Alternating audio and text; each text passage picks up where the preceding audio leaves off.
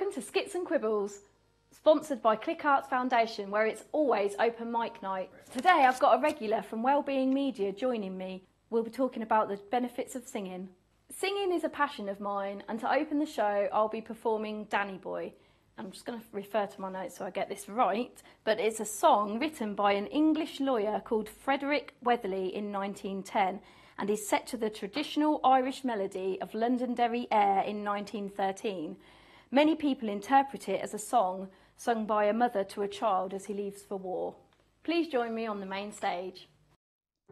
Oh, Danny boy, the pipes are calling from glen to glen and down the mountainside. The summer's gone and all the rose is falling. It's you must go and I must bide. But come ye back when summer's in the meadow, or when the valley's hushed and white with snow. It's I'll be here in sunshine or in shadow. Oh, Danny boy, I love you so. But when ye come and all the flowers are dying, if I am dead, as dead I well may be, you'll come and find the place where I am lying, and kneel and say an Ave there for me. And I shall hear the soft dew tread above me, and all my grave will warmer, sweeter be. For you will bend and tell me that you love me, and I shall sleep in peace until you come to me.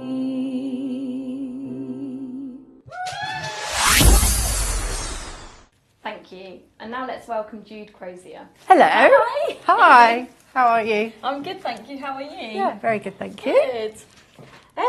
So tell me about your link to singing. It goes back a long time actually. When I was a child, I was in various choir in the church and at school. So yeah, I started at a young age. Always really enjoyed being part of a choir. Unfortunately, I don't have a voice like yours. I'm sure you do. No, I really don't. Your Danny Boy was beautiful. Thank you.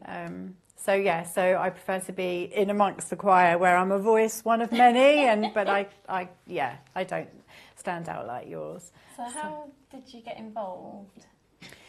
In virtual choirs, well, that started in lockdown really. I'd never really heard of virtual choirs before, and when lockdown hit, well, if I go back a bit further, so Gareth Malone is like, Britain's best loved choir master. I've always really enjoyed watching all of his programmes about choirs. So I kind of knew who he was, watched all of the series that he'd ever made. And so when lockdown hit, Esther Ranson famously went on this morning and said, Gareth, you need to kind of get the country together, organise some kind of virtual choir. And I think he was already planning on doing that. And it happened. I guess that's when virtual choirs really became virtual with lockdown. I think it must have done. I think there was one, and I can't remember the name of it, but I think there might have been a virtual choir in existence already. There may have been more than one. But I think that's when they really came into their own because of lockdown. Yeah, exactly. So I joined that, and that's how I became involved in virtual choirs. And how do they work? Well, the way that Gareth's one worked was maybe different to how Gareth Malone would go onto YouTube every day at 5:30. He'd be live and he would be teaching from his studio at home, and then we learned a number of songs. So he provided all the resources, all the sheet music, all the lyrics. He did all the teaching. There was weeks and weeks and weeks of it. It was great. And then at the end came an EP. So there were 4 songs on the EP that any one of us who wanted to, and I think there were 11,000 people who submitted their voices for this album, and it was incredible. So, but all the other virtual choirs that I've been involved with or part of, they would work in a similar way, but rather than having the kind of the live broadcast, there would be a Zoom meeting, for example, and teaching would be live and more interactive, I guess. But Zoom's a funny thing. You can't have a lot of people singing over Zoom, no, as you know. So the teaching would kind of happen. Everybody else would be silent, just singing to themselves at home, essentially. So that's how the virtual choirs work. And then if there is to be a video or an audio of everybody at the end, then everybody will be learning their own harmony, their own piece at home, and then putting it together. Generally, we won't be producing an EP at the end of it, but there will be some kind of video where I think, most people would have seen where there's kind of grids of people all singing.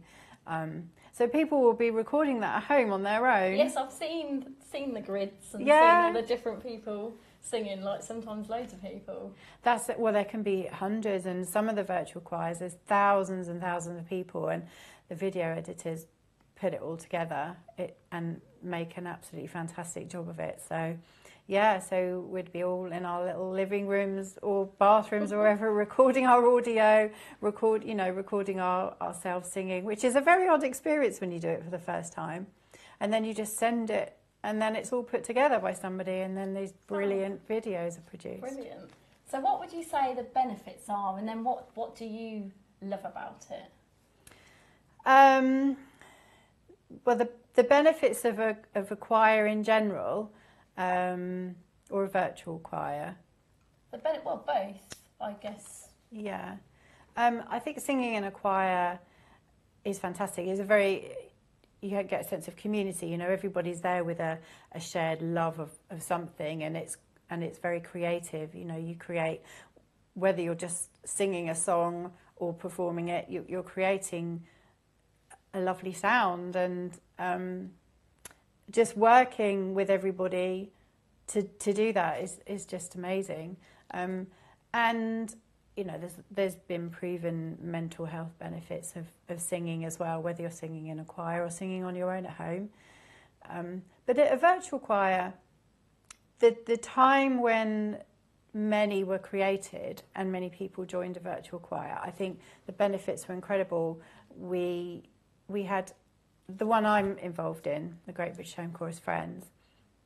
We had so many people who would express how it really, the thought of everybody being in their own homes in lockdown, and a lot of people were quite lonely, it really gave them a lifeline. And actually, one of the members of the choir, it was literally a lifeline. She said that she had nothing to live for. And if it hadn't have been for the choir and her being a part of the virtual choir, then she dreads to think what she would have done. And I just think it kind of gave everyone a window into the world which they were kind of all locked away from.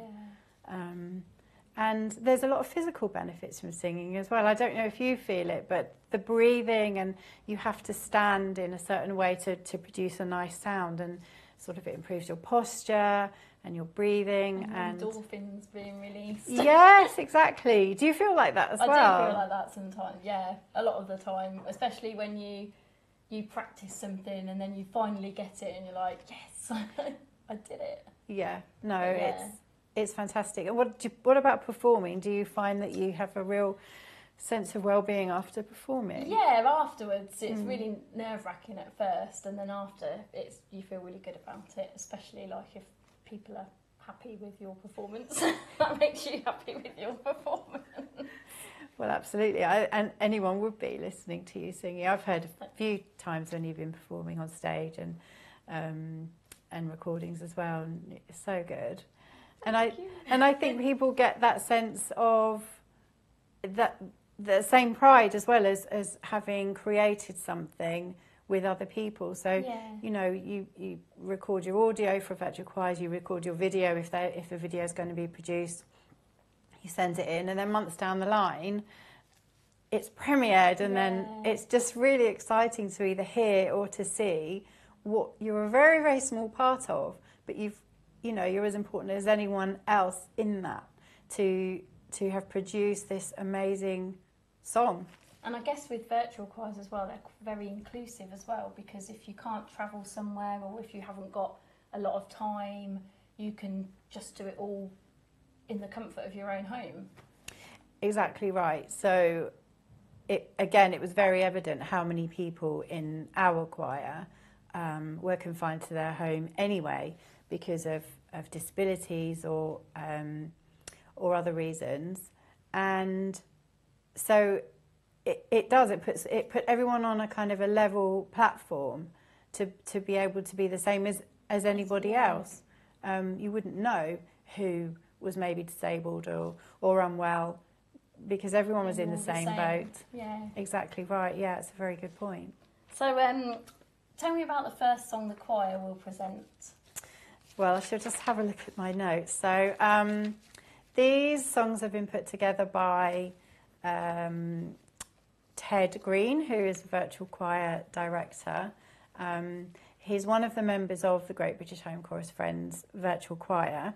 He's one of the admins, and he's kind of formed his own little choir from all the members, and he's put together quite a few songs. So all of the ones that we're about to see have been edited together by Ted, and he's done a really, really great job. The first one is Domini Filii Uni Genite, and that means Lord, the only begotten Son. So it's a religious piece.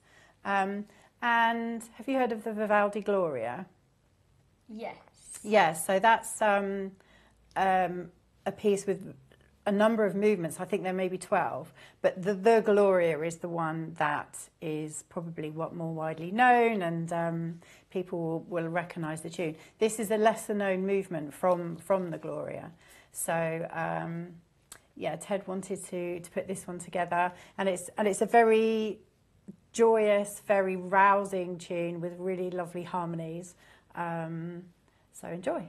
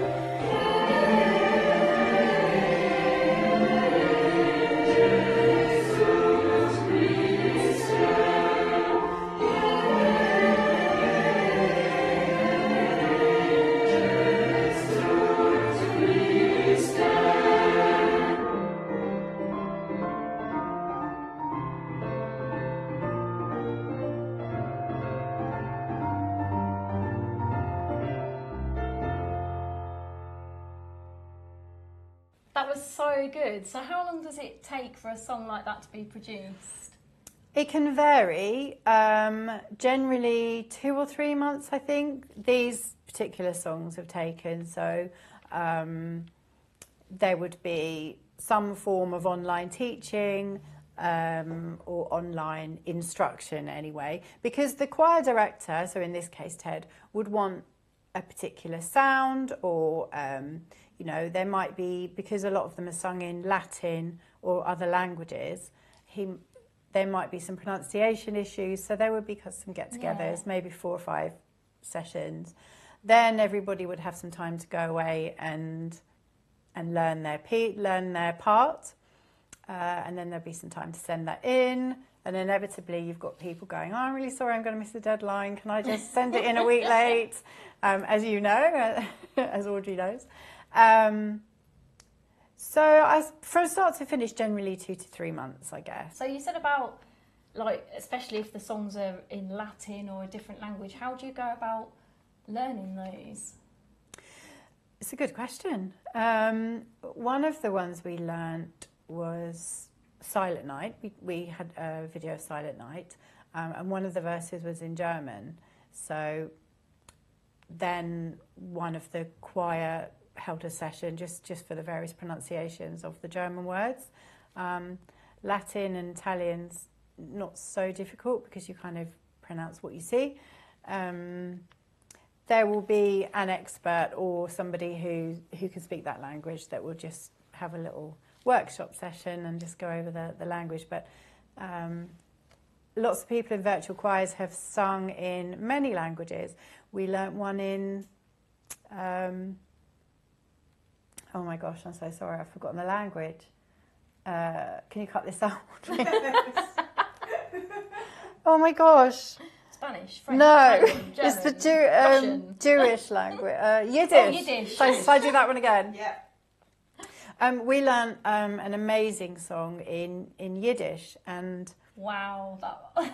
I mean, yeah, that was very, very different. I think that was the first experience of most of the people who contributed to have sung anything in Yiddish. So yeah, that was a great experience. That sounds really fantastic. So like, are they regular? Do you have regular events for the choir or regular meetings? Like, you know, a bit like a face-to-face choir. Not so much, I would say. There are a couple of virtual choirs which never stop. So they would produce a piece, and then when that's been released, they would then start the next one. Our virtual choir, we did quite a few songs over the lockdown period, and we haven't done one as the main choir since. Ted's choir, yeah, he'll do one every few months. He'll say, "Oh, I think it's time for another one," so then he'll start another one up. So I think every virtual choir is very different. Yeah. Some will just keep going, and then some will just do one every few months. Yeah. Because I think as well, after lockdown kind of came to an end and everything got back to normal, people didn't have the same amount of time to put into it. Well, not everybody, some people still do. So is it possible to get the same kind of connection in a virtual choir? That's a great question, and I think the short answer is yes, definitely. Whilst it was still proper lockdown and nobody was allowed to meet anybody else. Yeah, you have that connection there, like still speaking to people and actually seeing faces. Exactly right. Exactly. And when you regularly get together with the same people, even if there are hundreds, you recognise faces, Yeah. you know, you recognise names. And it was a little community, you know. And then, and as I say, people did report that it was, if they didn't have that, they really didn't understand how they would have got through lockdown, because they did have a real sense of connection. Yeah. Have you actually met up, like face to face, with any of them? Yes, I have. Quite a few, actually. Ted being one of them, and quite a few others from around the country. We actually had an in-person performance last year and the year before. So there were about 70, 80 members of the choir. One came from Australia. Wow. One came from America. And then the rest came from all over the UK. Amazing. So that was a huge event. It was just the feeling of meeting somebody in person that you've known for 2-3 years only virtually is incredible. But it still doesn't take away from the connection that you can get purely virtually. Yeah. It's an interesting thing, because if someone had said to me before lockdown, oh, you can meet all these people and you can become essentially friends without having met somebody in real life, I don't think I would have believed it, but it's definitely possible. Oh. Yeah. So why don't you tell me about the next 2 songs? The next 2 songs, I'll just refer to my notes again. So the first one of the next 2 is the Coronation Ode, and it was written for our King Charles coronation.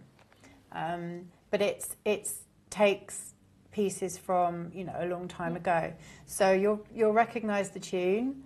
You've got the tune to Land of Hope and Glory, obviously with different words, written by Elgar and A.C. Benson, and it was originally written for the coronation of Edward VII.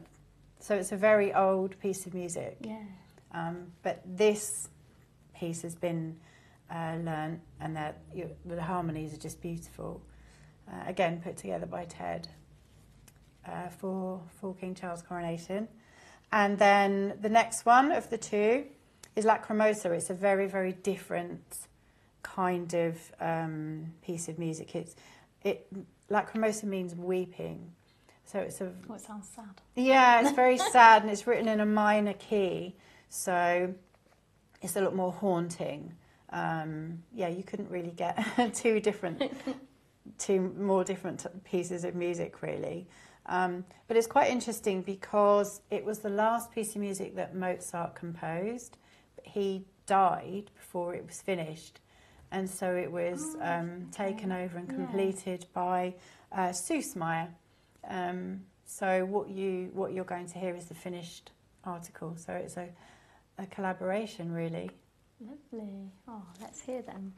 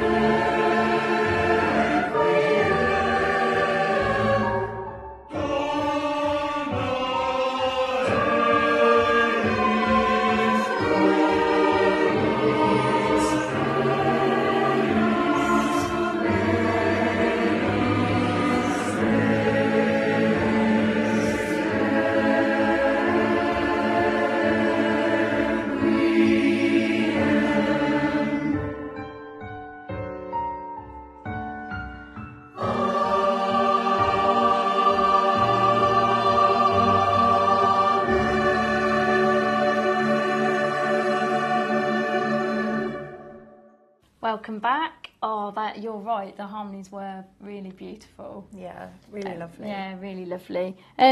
So, yeah, what type of songs do you like to sing? Well, I like to sing lots of different types of songs, but like I say, I'm not blessed with a really beautiful voice. So I steer away from the real classical ones because, as you will have heard, typically you have to sustain a note for quite a long time in many of the classical pieces, and my voice doesn't do that. So really I stick to the pop songs or the more contemporary songs because I find them easier, and I can hold a tune. So those ones. But privately in the car, I'll sing anything. Or in the shower. In the shower, yeah, I'll blast out a rock song. But yeah, I like to sing anything really. So the songs that you like to sing, are they different to the choir songs that you traditionally sing? So the ones you sing on your own are different to the ones that you sing in the choir? Yeah, I think so. I mean, yes, to myself, I'll sing anything. I did have the opportunity once, and it was absolutely amazing, of singing backing in a rock band. Oh, that sounds brilliant, actually. You'd love that. In fact, if they ask me again, I'll let you know. If anyone has a rock band that needs backing. Yeah, well, exactly. Gemma's available. So how would people, if people wanted to join a virtual choir, how would they go about doing that? Where would you find them? Where do you look? Easiest thing to do is just Google virtual choirs, and then they'll all come up. The stay-at-home choir is one of the largest, and it's still going. And they do and have done recently a lot of in-person meetups and big performances. So one in New York, one in Austria, one in Germany. So they're a very well established now virtual choir, which has crossed over into real life, but still going virtually. And the people that run that, Tori and Jamie, are amazing. They give you so many technical tips, and the teaching and they're mainly classical pieces, are just out of this world. It's world-class teaching, which is what we got from Gareth. Yeah. World-class teaching for free. Stay-at-home choir, they would charge for some of their projects, but still it's an amazing. There's lots of others. There's the couch choir, and I belong to a couple of different ones. So they go from very small with maybe 10 members to large with thousands of people. So yeah, best thing to do is just Google virtual choir, see what comes up, and see which one takes your fancy. So we're going to listen to another song. Do you want to tell me about that one? So this one is Locus Iste. It's another Latin piece, and it means this place, written in 1869, and by Bruckner. And he was an organist in a cathedral. So you'll hear it. It sounds very ethereal, very, church-like, because that's what it was written for, and still sung. Popular, it's a very popular song to sing today. Lovely. Enjoy.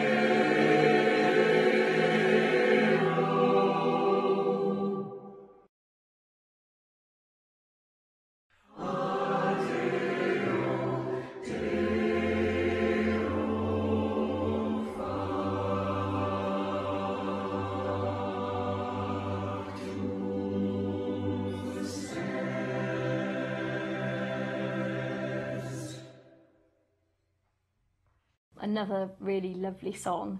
But I was going to ask, do you think virtual choirs or home choirs would have taken off without COVID? It's a good question. Actually, something I've wondered myself. I don't know that they would have to the extent that they have. I do think that there was one in existence already, probably at least one, but one that I knew of. And funnily enough, the one that I'm involved with was never a virtual choir to start with, and that it started off as just a Facebook group, and because of a song that a number of us wanted to put together, it became a virtual choir. So that would never have happened without lockdown. So I do think that the huge number of virtual choirs that are in existence now, I don't think that would have happened without lockdown. So that's one good thing that came out of it, I guess. Yeah. Why do you think some people are afraid of singing? That's a good question. And I think it puts you out there, doesn't it? Makes you quite vulnerable, doesn't it? Yes. I'm guessing, I think, in a virtual choir, because you're on your own at home, there's no one else around you, so you can just, just let everything go and go for it. When other people are around you, you're a bit like, oh, do I sound okay? Can anyone, what is everyone else thinking? I think you're right, but also I think it works the other way as well. So having done both, having sung in a real choir for a very long time and then suddenly gone to virtual choir recording and learning, it is so weird to stand in your living room and then just to sing to nothing. In fact, my dogs actually, every time I did this, my dogs would come in the room and sleep. I think they liked it, but no one else did. But it's just the weirdest thing. And I would have the words, because I could never remember the words. I'd have them plastered up all over the wall, obviously not in camera shot. And then you have to, you're singing into your phone, you're recording, and then you're having earphones because you're playing the track into your ears, the guide track. And it all sounds very complicated. It does, and it's not really once you get used to it. But it's just weird. It's just weird. And my neighbours used to say, oh, I could hear the same song over and over and over. And I'd be like, oh no, I'm so sorry. And then you'd practice, and then you'd go, right, I'm just ready to record. And then, I don't know, a police car would go by, or the ice cream van. You'd have to start again. Yes, and some virtual choirs, in fact, one that I'm a member of, they do a video of outtakes, and it's the most hilarious thing. And the frustration of not being able to get from the beginning of the song to the end of the song is real, let me tell you. And it's also a very weird thing, because if you're with a real choir, you just sing. You don't keep starting and stopping. But at home, there's a million and one things that can put you off and make you go wrong. Oh, I need to do that bit again. Yes. Yeah, I did take part in a song over lockdown, and we had to record it on our phones. And the amount of times, like, the kids would run up the stairs, and I'd be like, oh, or I sang the wrong words, and I'd be like, oh, I need to start again. Exactly. Or your mind just goes blank, and you just think, I've forgotten the words. Yeah, I've forgotten the words, forgotten the tune. Or your expression goes weird, or something. Yeah, my face doesn't look right. Yeah, exactly. So yes, it's a whole other set of issues, but yeah, worth it. It's fun. So how would you support someone who wants to try? And obviously, it sounds quite complicated. So how would you help them record something on their own? Well, I think if you want to join a virtual choir, then every single virtual choir I've ever been a member of will give you explicit instructions on how to record, and we'll talk through that with you over and over until you get it. And it did sound confusing the way I did it, but it's not. You listen to it with one device, you record into another, and it is weird. But the more you do it, the less weird it becomes. So. It's a really, really fun thing to be part of, and I would just encourage anyone who is interested, just do it. Just join a virtual choir and do that first audio, video, see the finished product, and then you'll be hooked. Right. So your choir is called? It's Great British Home Chorus Friends. And how do we find out about that specifically, your choir? So we're on Facebook. It's the Great British Home Chorus Friends. And if you have Facebook, just do a search, we'll come up, join the choir and just see what we're all about. Lovely. So what song are you going to choose to play us out with? So the last song was actually the first one that Ted put together when he started his little offshoot group, and that's called the Global Chorus of Wonderment. I don't know why, someone came up with the name.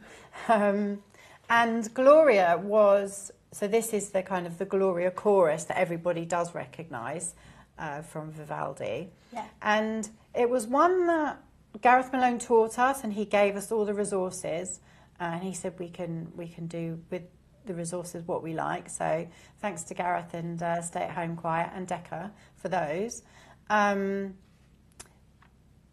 we didn't record it. So we learnt it virtually, but the only person we could hear singing it was ourselves at home, which was fine.